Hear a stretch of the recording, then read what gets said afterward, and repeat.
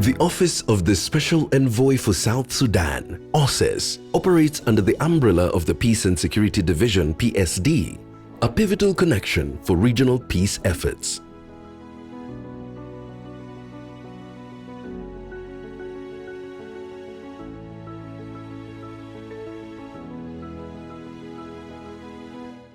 South Sudan was a new nation, hardly a decade old. Yet on its shoulders were placed expectations similar to those on the shoulders of its much older nations. There was no unification of forces. That means there were many forces, in Juba, in the same town, with different commander-in-chief. One of them was Riek Machar, and the other one was the President Salva Kiir Mayardit. Therefore, we have to introduce a new agreement which is started by the High-Level Revitalization Forum in order to reform the structure and also take the lessons learned from the first agreement. Systems and institutions were to be created afresh. Among them was just not to ensure coexistence between the political class, but to midwife reforms across multiple sectors, including the judiciary. The reform we have started in 2018 is still ongoing, and until the final process is concluded and the critical components of the peace process is implemented, this reform will also continue.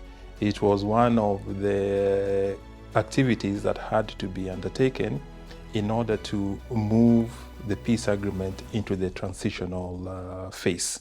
It was established, first of all, when the vice presidents were appointed and they were sworn into office, and subsequently the Council of Ministers were also appointed and put in place.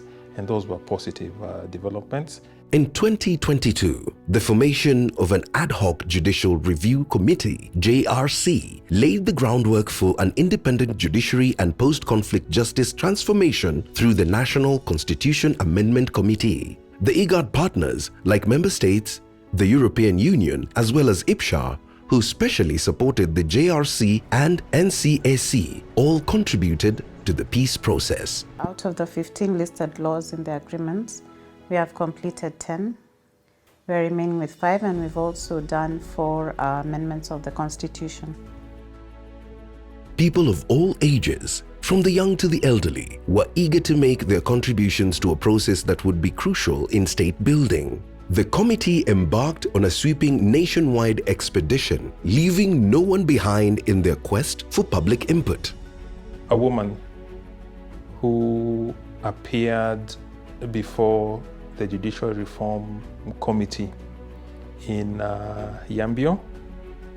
This was a lactating mother, and she, in that condition, felt that she could not miss the opportunity to appear before the Judicial Reform Committee to give her views.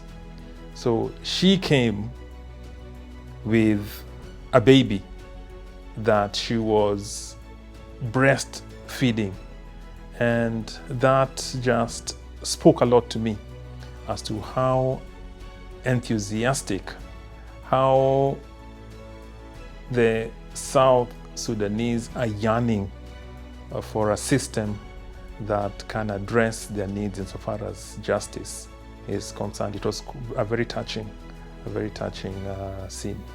As peace took root, the Office of the Special Envoy for South Sudan, Osess, continues supporting implementation and engaging communities as the country prepares for the 2024 general elections.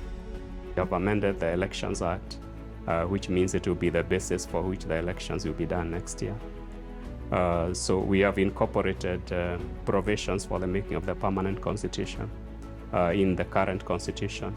Behind these transformative efforts was the critical role played by partnerships. One among them is the Igad promotion of peace and security in the Horn of Africa, IPSHA project. IPSHA is a partnership between Igad and the European Union. a critical coming together of ideas that has been critical in enabling not just the Osess program to attain its objectives, but in the overall peace and security strategy of Igad. I am very, very hopeful that South Sudan will move ahead in order to have a country that is guided by justice and liberty. Hope springs eternal in the Igad. Hope defines ambitions and aspirations of the office, a true reflection of the goals of the people of the country.